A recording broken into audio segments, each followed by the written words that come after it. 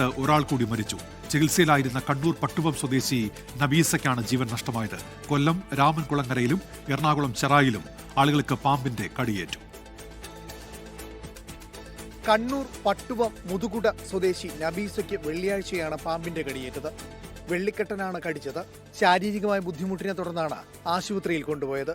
ആശുപത്രിയിൽ എത്തിച്ച ശേഷമാണ് പാമ്പ് കടിയേറ്റതെന്ന് മനസ്സിലായതെന്ന് അയൽവാസികൾ. വെള്ളിയാഴ്ച ഉച്ചക്കാണ് കടിയേറ്റത്. പക്ഷെ പാമ്പാണെന്നുള്ളത് ആരും കണ്ടിട്ടുണ്ടായിരുന്നില്ല. അപ്പം അവരുടെ മകളുടെ മകന് പള്ളിയിൽ പോയിട്ട് വരുമ്പോൾ പറഞ്ഞു, എനിക്ക് കഴിയുന്നില്ല, ക്ഷീണമെന്ന് എന്നിട്ട് അവിടെ കടന്നിട്ടുണ്ടായത്.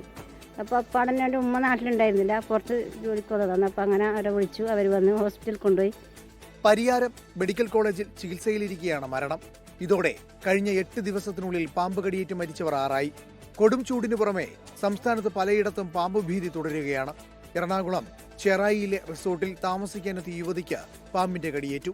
കോയമ്പത്തൂർ സ്വദേശിനി ശർമിള അപകടനില തരണം ചെയ്തെന്ന് പറവൂർ താലൂക്ക് ആശുപത്രി അധികൃതർ പറഞ്ഞു. കൊല്ലം രാമൻകുളങ്ങരയിൽ സുധേവൻ എന്നയാളെ വിഷമില്ലാത്ത ചുരുട്ട ഇനത്തിൽപ്പെട്ട പാമ്പാണ് കടിച്ചത്. പത്തനംതിട്ട തിരുവല്ല കുറ്റപ്പുഴയിലാണ് ATM കൗണ്ടറിനുള്ളിൽ പാമ്പിനെ കണ്ടത്. പിന്നീട് വനംവകുപ്പ് ഉദ്യോഗസ്ഥരെത്തി പരിശോധന നടത്തിയെങ്കിലും പാമ്പിനെ കണ്ടെത്താനായില്ല. പാമ്പ് ഭീതിയുമായി ബന്ധപ്പെട്ട് മാത്രം കഴിഞ്ഞ ദിവസം 108 ആംബുലൻസിൽ വന്നത് 22 കോളുകളാണ്. 24 കണ്ണൂർ.